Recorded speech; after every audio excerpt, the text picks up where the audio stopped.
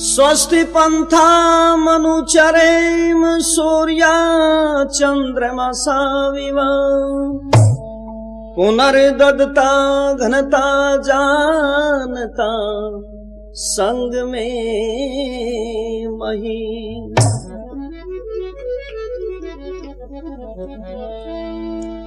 उस तन की कौन बड़ाई करे जिस तन से हुआ शुभ काज नहीं। वो नारी निंदा के योग्य सदा जिसके आँखों में लाज नहीं। उस देश को नरक समान समझ जिस देश में राज सुराज नहीं। उस नगर की शोभा है फीकी जिस नगर में आर्य समाज नहीं। आदरणीय धर्म प्रेमी बुजुर्गों, नौजवान साथियों, प्यारे बच्चों, पवित्र माता और बहनों, जैसा कि आपको पता है कि हमारे भारतवर्ष जो सारे संसार में सबसे शिरोमणि कहलाता था, ये जब तक कहलाता था जब तक यहाँ के लोगों ने केवल वेद के सिद्धांतों के ऊपर अपना जीवन यापन किया। सारा संसार ही जो है वेद के अनुसार चलता था। तो इस देश के अंदर कोई और नाना प्रकार के मत मतांतर पाखंड अंधविश्वास नहीं थे। केवल वेद के अनुसार लोग अपना जीवन बनाया करते थे। घर घर के अंदर ब्रह्मचर्य का पालन होता था, सदाचार के नियमों का पालन होता था और घर घर में यज्ञ हवन हुआ करते थे। लेकिन ये जब तक होते थे जब तक हमारे देश में केवल वेद का पठन पाठन रह गए। और जब से लोगों ने वेद का पढ़ना पढ़ाना सुनना सुनाना छोड़ दिया, तब से जो है सारी धरती के ऊपर नाना प्रकार के मत मतांतर मजहब पाखंडों ने जन्म ले लिया। और ये भारतवर्ष जो ऋषियों की भूमि थी, वेदों की जन्मदाता भूमि, इस भारतवर्ष के अंदर तो बहनों और भाइयों पता नहीं कितने मजहब और पाखंडों ने जन्म ले लिया। और ये हुआ क्यों? लो आपके सामने यही से हम कार्यक्रम को शुरू कर रहे हैं। बहनों और भाइयों, वेद के अनुसार जब तक संसार नहीं चलेगा सुख और शांति प्राप्त नहीं होगी। क्योंकि वेद कहता है संगच्छध्वम संवध्वम, कि हम मिलकर के चलें और मिलकर के ही सारा संसार जब चलेगा तो भाईचारा और आपस में प्यार प्रेम बढ़ेगा। पर वेद के अनुसार लोगों ने जब चलना छोड़ दिया तो आपस में लड़ाई झगड़े मजहब पाखंडवाद ये फैला। और क्यों हुआ? लो यहीं से भजन शुरू कर रहे हैं।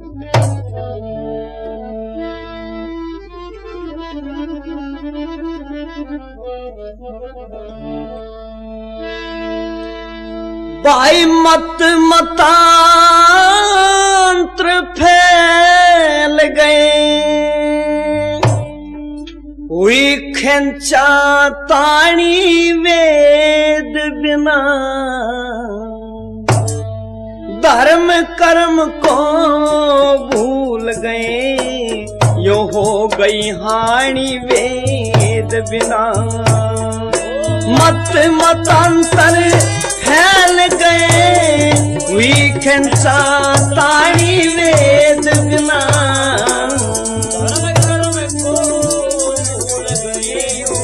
खेंचा ताणी वेद बिना।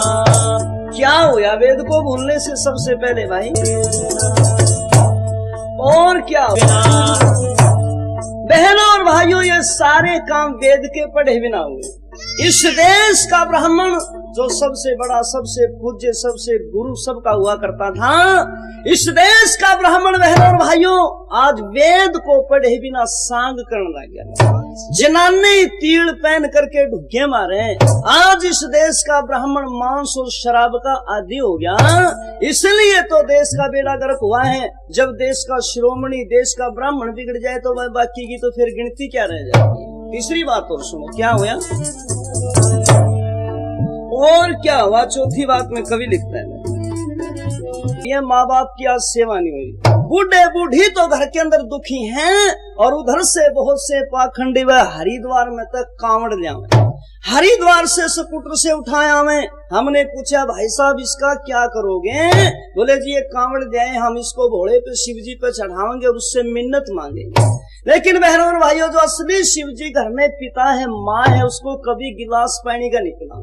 अगर यू घर में बूढ़ा पानी मांग ले इस कांवड़ वाले पे, नु कह बेटा ताशड़े में थोड़ा सा पानी लिया पा दूंगा, और यू उसमें नकल मारेगा के बाद बाबू ताशड़े में पानी गलवा के पंचर देखेगा।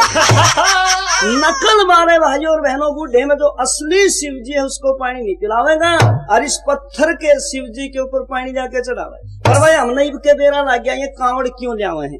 गणे भैया की तो कांवड़ लेनी मजबूरी होगी। क्यों? क्योंकि अब देश में छोरी तो रहेगी कम, अल्ट्रासाउंड करवा करके और डॉक्टरों के पास ले जा करके ये जो है ना लड़कियों को तो मरवा दिया गया, छोरी तो रहेगी कम। अरे हरिद्वार में तो कांवड़ जावा, कई नौजवान भाई हम पूछे वहां, भाई साहब तू यो कांवड़ क्यों ले आया है? एक ने बोला जी मैं तो मजबूरी में ले आया हूँ। मगा भाई मजबूरी क्या की होगी? बोला जी मजबूरी यहाँ होगी, 5 साल हो गए बाट देख देने। बोला 5 साल हो गए बाट देख देना, वहां क्या की? बोला कोई सगाई वाला नहीं आंदा। बोला सगाई वाला कोई नहीं आंदा कोई। फिर महा भाई इस कांवड़ ले आना आ जाएगी सगाई। बोला जी बता है? बोला भोले बाबा भाई दया के कांवड़ चढ़ा दिए और तेरा ब्याह हो जाएगा। अरे महा इसका मसा होया था, तेरा कितने ब्याह करवाए भाई? तेरा कितने करवाओ था ब्याह भले आदमी? इसलिए बहनों और भाइयों, आज यू पाखंड देश में चल रहा है सारा का सारा वेद के बिना। और अंतिम लाइन में कवि क्या कहते हैं? तो ये जो भला हो महर्षि स्वामी दयानंद जी का जन्म इस भारत की धरती के ऊपर हो गया, और नहीं तो न्यू नहीं पता कितने मजहब इस देश में होते। देखो जिस समय स्वामी दयानंद जी का जन्म हुआ ना, उस टाइम अपनी भारत की धरती के ऊपर 999 मजहब थे, 999 मत थे। ये पारसी मत, यहूदी मत, इस्लाम मत, ईसाई मत, जैन मत, बौद्ध मत, इस ढाल के अपने देश के अंदर 999 मत थे। और देखो अगर स्वामी दयानंद जी चाहते तो अपने नाम से एक और बना के 1000 के आंकड़े को पूरा कर सकते थे, पर स्वामी जी महाराज ने ऐसा कुछ नहीं किया, अपने नाम से नया मजहब नहीं बना। काशी के पंडितों ने भी ये बात कही, बाल शास्त्री आदि ने रात को गुपचुप तरीके से जाकर के स्वामी जी आप जो है मूर्ति पूजा खंडन करना छोड़ दो, आपको अवतार घोषित कर देंगे, आपको अवतार घोषित कर देंगे, आपकी पूजा होगी। लेकिन उस समय स्वामी दयानंद जी महाराज ने कहा, रहे हो काशी के पंडो, जिस दलदल से मैं इस देश को निकालने के लिए आया हूँ, इस संसार को, तुम मुझे उसी दलदल में फंसाना चाहते हो। और भाई भला होया उनके ऊपर भी रोक लगा दी, और नहीं तो अपने देश के साथ तो ठीक वो बात होती। वो एक छोटी सी घटना हम सुना करें कि एक गाँव में एक मुल्ला जी रहा करता, मुसलमान था, बड़ा चालाक, बड़ी हेरा फेरी करा करता। और इसने एक हेरा फेरी खेल राखी, अपने घर में एक बकरी पाले राखी और मिट्टी की 2 मटकी लेकर के जमीन में धरती में गाड़ ली, और उस बकरी की 31 मिंगन गिन के एक मटकी में कुल्डी में घेर ली इसने। उसमें तो हर रोज एक का ढेर दूसरी में घेर दे या तारीख देखने की जंतरी बना ली। कोई भी पूछना है मुल्ला जी कितनी तारीख होगी, अंदर जाके गिन के बता देंगे भाई इतनी होगी। पर एक दिन ऐसा सूत बैठ गया कि बारिश होने लगी, और मुल्ला जी की जो खाट थी ना, वह उसके बच्चों ने मटकियां गिजड़ में बिछा दी और बकरी बांध दी, खाट के पौवे गए, और वह सूत ही सा बैठ गया कि वो दोनों मटकी बकरी के पाछे आएगी। इस सारी रात तारीख बरसी मटकियां में, सारी रात तारीख बरसी मटकियां में। और सवेरे एक पूछने वाला आया, ने बोला मुल्ला जी कितनी तारीख होगी? बोला भाई अंदर जाके गिन के बताऊंगा। इब अंदर गया तो जंतरी दोनों कति ऊपर थे ठेडी ठुकरी ठेडी ठुकरी। अब यू गिनन लग गया मुल्ला जी, और इसने गिनते गिनते 95 गिन ली 95 गिन ली। चौधरी साहब ने सोचा वह मुल्ला जी तो बहुत जल्दी बता करता, इसने टाइम ज्यादा ला दिया। यू भीतरे चला कर जाके ने बोला मुल्ला जी के बात हुई तो बता देना कितनी तारीख हुई। ने बोला भाई चौधरी के बताऊं, आज तो 4 हो गया। क्या हो गया मुल्ला जी? ने बोला भाई आज तो तारीख 95 होगी। ने बोला 95 तारीख होगी। ये चौधरी बोला मुल्ला जी इतना भांग तो नहीं पी रहा, कितना दिमाग खराब हो रहा, नशा हो रहा तेरे। 95 31 तो ऊपर तारीख है ना होती, 95 कितना आएगी? ने बोला चौधरी ये भी मैं खुदा था डर के कह रहा हूँ, तने बीच में आकर रोक दिया, सारी तो गिनती होने नहीं दी, नहीं तो भाई आज तो अनगिनत तारीख का तो कोई हिसाब नहीं था। कहने का मतलब ये है कि महर्षि स्वामी दयानंद जी ने आकर के इन पाखंडियों को रोक दिया लोगों, और नहीं तो पता नहीं कितने मजहब और पाखंड इस धरती के ऊपर होते। ये तो आर्य समाज की कृपा हुई कि उनके ऊपर थोड़ी नकेल घाल दी, इसलिए ये सारी की सारी बातें वेद के बिना हो रही हैं। और ये भारतवर्ष में लोगों जो संसार जिसकी पूजा किया करता था, इस धरती के ऊपर पैर रखते यहाँ की मिट्टी को चंदन समझ के माथे के ऊपर तिलक लगा करता था। किस कारण? इस कारण के यहाँ के विद्वानों में सत्यता थी, चरित्र था, यहाँ के विद्वानों का जीवन बढ़िया था। लेकिन यहाँ के जिस पंडितों की पूजा होती थी ब्राह्मणों की, उन्हीं तथाकथित ब्राह्मणों ने इस देश को बेचने में कोई कसर नहीं रखी। बहुत दुख के साथ में हमारे दादा गुरु स्वामी भीष्म जी महाराज ने गीत लिखा है कि लोगों ये भारत जो है किस कारण से किन लोगों ने नीचे गिराया। हाँ, बाग में आग लगाता हूँ जब स्वयं बाग का माली, ये घर वाले घर को लुटवावे, फिर कौन करे रखवाली। बाग में आग लगाता हो जब स्वयं बाग का माली, घर वाले घर को लुटवावे, कौन करे रखवाली।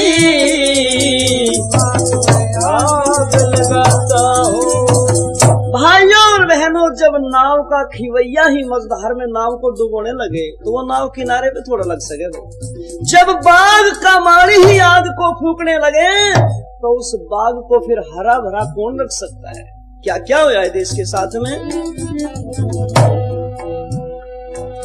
भाई सोमनाथ मंदिर के साथ थे ग्राम 300 भाई, 2000 रहते थे पुजारी, करते मुफ्त कमाई। गाने वाले रहते 300, 10 करते कविताई। 200 मन सुनने का घंटा ते आवाज सुनाई। भारतवर्ष का ये मंदिर, भारतवर्ष का ये मंदिर कितना था संपत्तिशाली।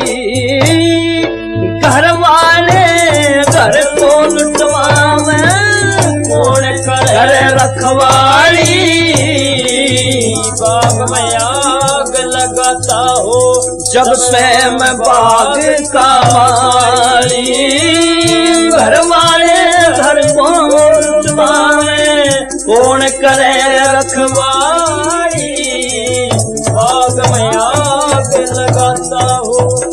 लोगों, सोमनाथ का मंदिर जिसमें 200 मन सोने का घंटा, केवल सोने का घंटा जो है 200 मन का था, जिसकी आवाज बहुत दूर तक दिखाई देती थी।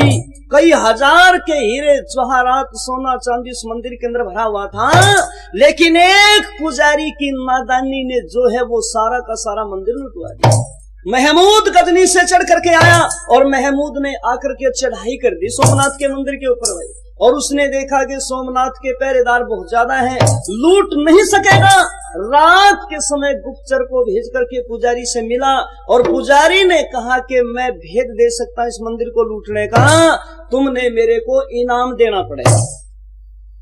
महमूद गजनी का संदेशा कि तेरे को 12 गांव इनाम में देंगे, एक रियासत का मालिक बना देंगे और तू इसको लूटने का भेद बता दे। तो बहनों और भाइयों, उस समय पुजारी ने कहा कि मैं इस मंदिर का झंडा झुका दूंगा। और मंदिर का झंडा जिस समय झुक जाएगा तो उसके बाद इसके सारे पहरेदार जो हैं अपने हथियार डाल देंगे और तुम बड़े आराम से मंदिर को लूट करके ले जाना। यही किया पुजारी के कहने से। उस मंदिर का झंडा भी पुजारी ने झुका दिया रात के समय, और जितनी वहां की सेना थी हथियार गिर दी। केवल सोमनाथ भगवान रुष्ट हो गया। हो लोगों, थोड़े से मुट्ठी भर से निकले कर क्या था महमूद गजनी से, और आखिर के मंदिर को लूट करके ले गया। और इतिहास बताता है एक ऊंट तो भर करके हजारों मील दूर गजनी के ऊपर पहुंच चुका था, और पिछला ऊंट जो है मंदिर के अंदर भर रहा था। इतना धन उस मंदिर के अंदर किस लिए लूटा? इस मूर्ति पूजा का। किस लिए लूटा? इस अंधविश्वास के कारण। किस लिए ये देश बर्बाद हुआ लोगों? इस ईंट और पत्थरों के हमने परमात्मा मान लिया, उनके ऊपर विश्वास कर लिया, इसलिए ये देश कंगाल हुआ है। और दूसरी बात सुनिए, सोमनाथ की स्वर्ण मूर्ति यो लेखक दर्शाते हैं। गज भर घेरा और 5 गज उसको लंबी बतलाते हैं। 18 करोड़ के जवाहरात जो इसमें भरे पाते हैं। 2000 मन थी चांदी सब अंक लिखे हुए पाते हैं। और 700 मन था सोना, और 700 मन था सोना। इतने ही लोटिए थाली घर वाले घर को लुटवाने कर रखवाली। बाग में आग लगाता हो जब स्वयं बाग वाले घर को लुटवावे कौन करे रखवाली। बाग में आग धन जो है लूट लिया। और यहाँ तक नहीं, और लिखता है कभी और क्या क्या था। थे रत्न माल वो यमुनों ने कब जाया था। महमूद गजनी इस मंदिर पर चढ़ करके जब आया था। शिवता पंडे ने मंदिर का लोग सारा भेद बताया था। 1 लाख लड़े हिंदू डटकर, 1 लाख लड़े हिंदू डटकर, वही खून की नारी।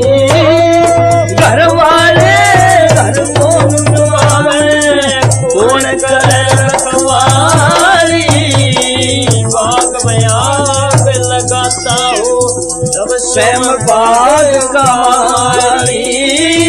घर वाले घर को लुटवावे कौन करे रखवाली। आग लगाता हो। शिवदान नाम के पुजारी ने सारा मंदिर का भेद दे दिया वे लोगों लालच में आकर। और क्या हुआ? बड़े दुख के साथ लिखी आखिरी लाइन। 4 हाथियों पर चढ़ करके 8 पुजारियां कहने लगे हिंदुओं से तुमने क्यों ये खून बहाए। शिव जी मार देता खुद इनको तुमने रुष्ट कराए। पोप पुजारी पंडों में न्यू देश में अनरथ ढाए। कहे भीष्म सत्यार्थ पढ़ो, कहे भीष्म सत्यार्थ पढ़ो।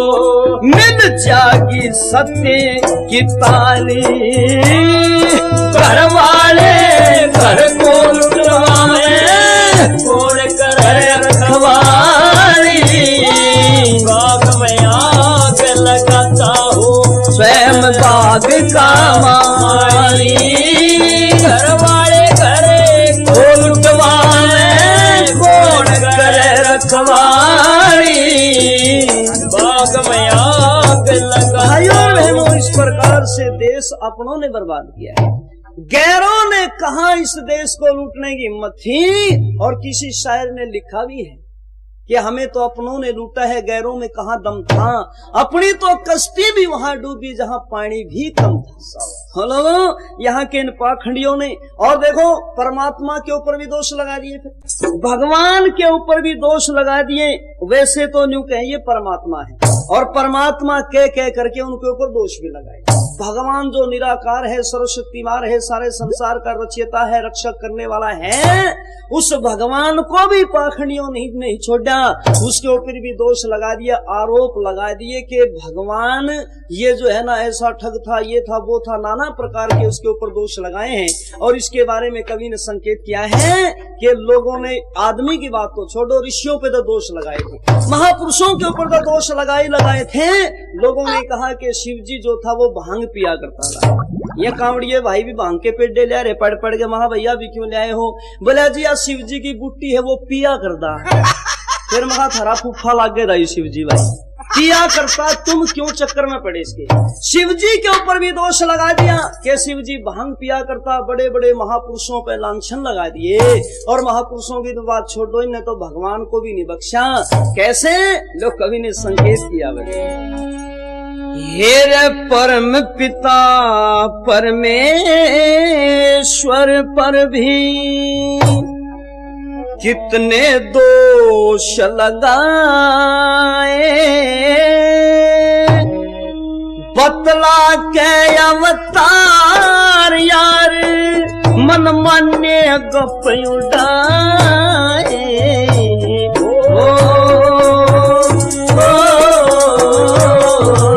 परम पिता परमेश्वर पर भी कितने दोष लगाए, बतला के अवतार यार मन माने गप उड़ाए। परम पिता परमेश्वर पर भी क्या क्या दोष लगाए?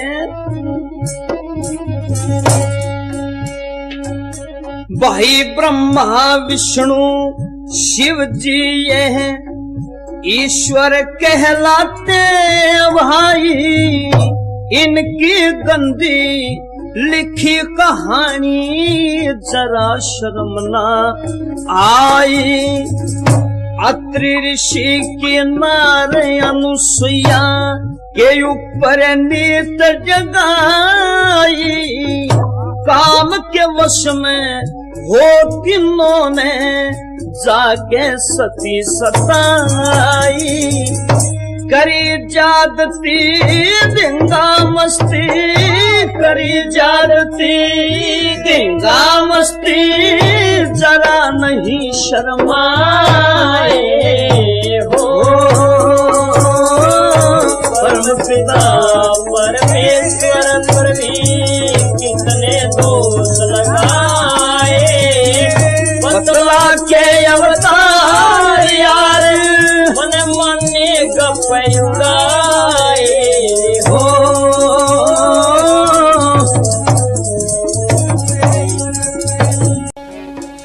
हेरे ब्रह्मा पुत्री गमी थे और विष्णु माता गमी, शिव जी भगनी गमी थे कितने भारी खल कमी। माता बहने पुत्री नहीं छोड़ी, ऐसे बड़े हरमी, जिनको ईश्वर मान रहे हो उन्हीं की ये बदनामी।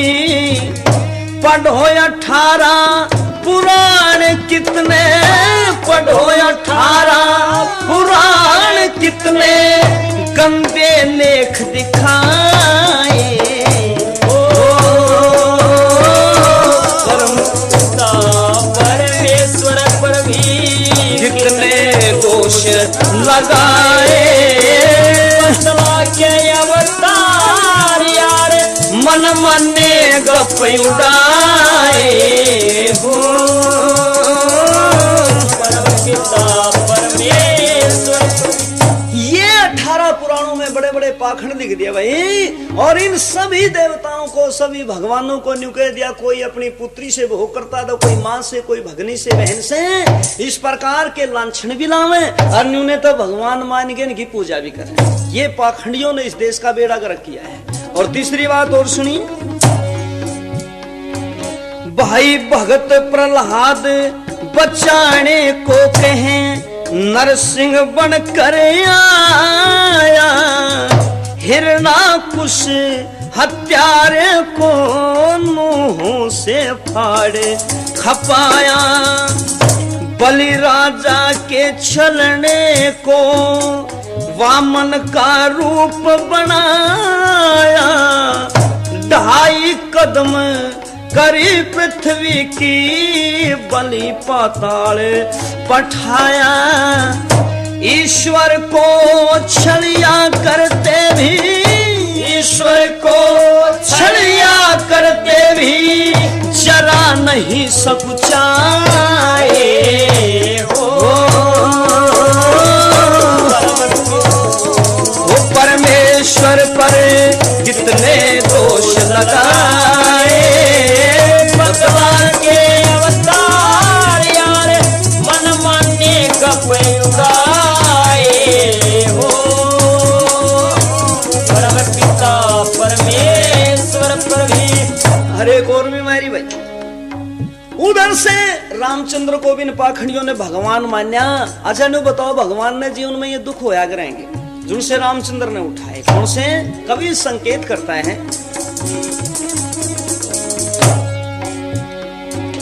भाई रामचंद्र अवतार कहें दुखी होता डोल्या रावण में, रावण सीता चुरा ले गया टोता डोल्या वन में। सीता कारण रावण संग जंग जो तर ढोल्या वन में। लक्ष्मण के शक्ति लगी जब रोता डोल्या वन में। मेरे कब के बुरे कर्म, मेरे कब के बुरे कर्म यह आज सामने आए हो।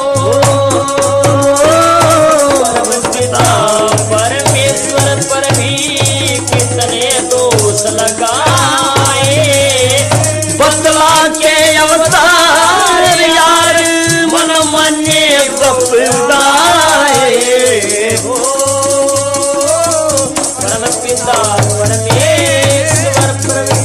रामचंद्र को भगवान, देखो भाई परमात्मा सच्चिदानंद है, उसको कभी जीवन के अंदर दुख नहीं होता, पर राम को कितने कष्ट उठाने पड़े। सीता को रावण उठा करके ले गया तो राम जो है पेड़ों से पूछता फिरे, वन के पक्षियों से पूछे, जंगल के जानवरों से पूछे, नहीं कह रहे पक्षियों मेरी अगर घरवाली देखी हो तो तुम बता दो। पेड़ पौधों से रो रो करके पूछ रहा है कि अगर तुमने कहीं मेरी जानकी देखी हो तो बताओ, रोते रोते विलाप कर रहा है। उधर से जिस समय लक्ष्मण को शक्ति लगी उस समय राम रोते हुए कहता है, ये मेरे कौन से जन्म के पापों का बदला भगवान मुझे दे रहे हो, ये कौन से कर्मों का फल मुझे दे रहे हो। भगवान को, परमात्मा को संबोधित करता है मर्यादा पुरुषोत्तम श्री राम, पर भाई लोगों ने राम को भगवान भी माना और राम की बेइज्जती भी करी। राम को इन पाखंडियों ने इतना बेइज्जत किया। राम सीता जो हमारे पूर्वज हैं, जो हमारे जो है ना राम और सीता एक ऐसा चरित्र है जिनके कारण मेरे देश का इतिहास जीवित है, पर सीता और राम की बेइज्जती करें, गणे तो रामलीलाड़े करें भाई। रामलीलाड़े ने तो सीता राम को ऐसा उघाड़ा खड़ा कर दिया, इनकी बेइज्जती रामलीला ने तो इतनी कर दी। उधर से तो सीता को माता के, और जब सीता का पार्ट हो रहा ना सीता रावण का, रावण और ले गया उठा के सीता ने, और उसके बाद पर्दे के पीछे जाके सीता जो है रावण तेन्यू बोली एक बीड़ी पिया दे। सीता रावण इतनी दुश्मनी दिखावे लोगों के सामने, पर वह सीता पर्दे पाछे जाके, क्योंकि वो छोरे बना रखे दो, रावण तेन्यू का मन एक बीड़ी पिया दे। पर यू रावण ने बोला सीता देखा जुन सा कुर्ता में पैर ज्यादा जुन से मैं बीड़ियां बंडल था, आज मैं घर छोड़िया मेरे दोहे बीड़ी नहीं है। और इतनी देर में वो पर्दा खिंच गया, पर्दा खुल गया तो उधर से यू हाथ पकड़ रहा, उसका सीन दिखा रहे अशोक वाटिका का, अशोक वाटिका का सीन दिखा रहे। रावण सीता का हाथ पकड़ के मनावे, ने बोला सीते तू मेरी रानी बन जा, मैं तने सोने की लंका दे दूं, तने इतना धन दे दूंगा, जेवर दे दूंगा, कपड़े दे दूंगा, धोती दे दूंगा, साड़ी दे दूंगा। भाई यू बड़े बड़े जो है इसके साथ वायदे कर रहा। और यू जो छोरा सीता बना रखा था ना, यू रावण के हाथ में तो हाथ छुड़ा के ने बोला रहने देने, क्यों गप मारे हैं, क्यों इतनी डींग आंके हैं, सोने की लंका दे देगा तुमने, एक बीड़ी तो प्या भी नहीं सका, सोने की लंका दे देगा। तो वे लोग इस प्रकार से अपने महापुरुषों की बेइज्जती करी। आर्य समाज ने कह रहे हैं इनकी पूजा करने की जरूरत नहीं है, इनकी मूर्ति बना के पत्थर की पूजा इनकी करने की जरूरत नहीं है। जो राम का जीवन था हम उसके अनुसार अपना आचरण कर लें, पूजा तो करें राम की और भाई काम करें रावण के। न्यू बताओ फिर उस पूजा का मतलब क्या है। राम के जीवन का आचरण हमने जीवन में उतारना चाहिए था। राम ने माता पिता की सेवा की, माता पिता की आज्ञा मान करके 14 वर्ष के लिए वन में गया। हर उधर से यू भाई ने तो राम की मंदिर में पूजा करने लग रहा, आ रहा है के बाबू ने गाड़ी दे, पिताजी ने धमकावे। तो बताओ ये हमारे महापुरुषों का अपमान है, बेइज्जती है कि नहीं। और सुनो क्या किया इन पाखंडियों ने।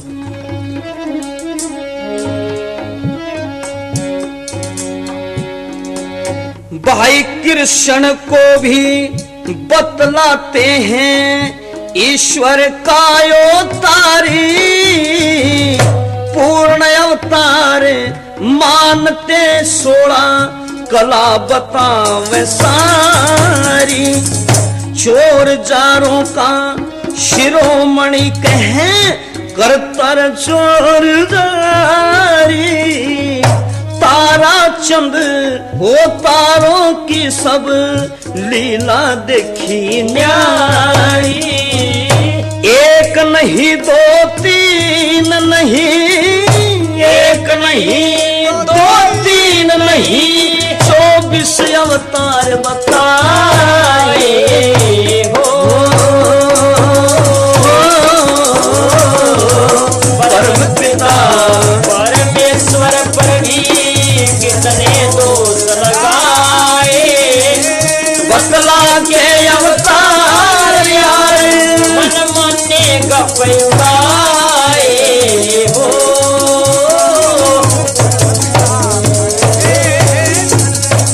ये काम किया हिंदुओं के देवी देवताओं की भाई उत्पत्ति बताने लगे ना, उत्पत्ति में तो गजब कर रखा। इन्होंने गणेश की उत्पत्ति इतनी बेढंगी बता रखी। शिव पुराण को उठा करके पढ़िए, शिव पुराण में जो गणेश की उत्पत्ति बताई है ना, बड़ी बेतुकी। न्यू कह या पार्वती के नहाने के मन में आएगी। इन्हें सोचा तू नहावेगी तो पैरे पे कोई खड़ा करना चाहिए, तो इसने अपने गात पे हाथ घुमाया तो गात पे तो शरीर पे थोड़ा मैल उतर गया, और उसकी गोली सी बना के फिर उसके हाथ पांव नाक मुंह खोद खाए देखे। इस पार्वती ने इसका छोरा बना दिया, और छोरा बना के जवान बना दिया, और उसके बाद हाथ में तलवार देकर बोली बेटा पैरे पे खड़ा हो जा, जब तक मैं नहाऊं किसी ने भीतर मार दी। और यो तेल देकर तलवार पैरे पे खड़ा कर दिया। भाई न्यू में बाहर तो आ गया, यू शिव जी बाहर जा रहा था शिकार शिकूर पे, तो यू जब अंदर जान लग गया तो गणेश हाथ पकड़ के बोला रहा कौन है तू, भीतर जाओ हमारे। बोला भले आदमी तू कौन है रे। बोला मैं इस घर का मालिक हूँ शिव जी, मेरा घर है। बोला मैं नहीं जानता शिव जी साहब जी कौन है। गणेश बोला अंदर मेरी माँ नहावे जब तक नहीं नहालेगी इतना भीतर नहीं जाने दूंगा। यू शिव जी बोला भाई कौन है तेरी माँ, किसका छोरा है तू। बोला मैं तो पार्वती का छोरा हूँ। शिव जी बोला अरे भले मानस, मैं बाहर जा रहा, पार्वती ने तो पीछे तक कितने बना लिया कहाँ पे आ गया तू पीछे से। ये बोला बकवास करता है। यू शिव जी बोला पार्वती तो मेरी घरवाली है, मेरी पत्नी है, मेरी धर्मपत्नी है। गणेश ने बोला अच्छा मेरी मां ने अपनी पत्नी बतावा, अपनी लुगाई बतावा। और इसे बात पर छो आ गया भाई, दोनों प्राइवेट बाबू बेटिया में लड़ाई होगी युद्ध हो गया दोनों प्राइवेट बाबू बेटिया में। और शिव पुराण में लिखा गया दोनों बाबू बेटा 10,000 साल तक लड़ते रहे 10,000 साल। और सुनो इन पाखंडियों ने कोई कसर छोड़ी, ये बाबू बेटा 10,000 साल तक लड़ते रहे, पार्वती भीतर नहांदी रही उसका पानी ये निशा पड़ा भाई, बात स्नाने करती रही। बड़ी मुश्किल पे शिव जी ने जो है ना तीसरा नेत्र खोल लिया और त्रिशूल उठा के इसकी नाड़ काटी, भीतर गए, इतना नहान होगा, कपड़े कुपड़े पहन लिए इसने। यानी बोली क्यों कर आया, शिव जी बोले न्यू आ गया जो रोज आ करता। न्यू बोली वो छोरा था बाहर। यू शिव जी बोले वो तो मार दिया मैंने। ये भी यार रुस्या वो तौड़ी कर दी भाई। न्यू बोली छोरे न जिंदा करनी तो तेरे मेरे दो राह। और यू शिव जी भी लुगाई का घना तकड़ा गुलाम था। शिव पुराण के अनुसार, हमारे अनुसार तो नहीं। यू लुगाई का इतना तगड़ा गुलाम था ने बोला ना जावा ना चल जिंदा कर दूंगा। बाहर आके देखा तो गणेश की धड़ धड़ पड़ी, उड़ा लाश पाई, सिरे नहीं पाया उसका, लाश पड़ी धड़ पड़ी। यू बोला कितना करूं जिंदा इसने, इसका सिर तो कोई ना। या बोले क्यों करे जिंदा कर, नहीं मैं तो चल ली बस। चलन के नाम पे शिव जी मर जाए भाई। इन्हें बोला ना कोशिश करूं। उसके बाद चौकरदा अपने गणगुण भेजे, नौकर चाकर भेजे, बोला इसका सिर ढूंढ के लाओ। कहीं भी 3 लोक में 4 चौकरदा जो है ना कहीं नहीं मिला, चारों दिशाओं में घूम पाए। जब सिर नहीं मिला तो बोला भली लुगाई तो सिर भी नहीं मिला, क्यों कर करूं जिंदा। बोले क्यों करे कर। यो अपने नौकरा तो बोला रहे न्यू करो तुम ऐसे किसी जानवर का किसी चीज का सिर काट लाओ जिसकी माँ अपने बच्चे का पीठ मोड़ा पड़ी। तो न्यू बतावे कि भाई एक हाथनी अपने बच्चे के पीठ मोड़ा पड़ी थी, उस हाथी के बच्चे का सिर काट लिया और जाकर गणेश के ऊपर फिट कर दिया, जिंदा कर दिया। इन पाखंडिया ने कोई पूछे धुरता ने, अरे तुम आदमी के ऊपर हाथी फिट करने लग रहे। न्यू बतायो आदमी के पेट में हाथी वाला खाना हजम हो जाएगा। क्यों भाई महेंद्र देखा इतने बड़े बड़े पीपड़ा ना तोड़ तोड़ खा जायू, यू चरी फरडे ज्वार के सारे खा जा। इतने एक एक बिलात के 1.5 बिलात के लो फुसड़े तो इसके गोबर में लिखड़ा करे, आदमी के हाथ ना नहीं पाड़ देंगे के। तो इसलिए इन पाखंडियों ने कोई कसर नहीं छोड़ी बहनों और भाइयों। और यहाँ तक नहीं, अरे क्या बताएं इस देश को जितना इन्होंने नुकसान पहुंचाया ना इतना किसी ने नहीं पहुंचाया।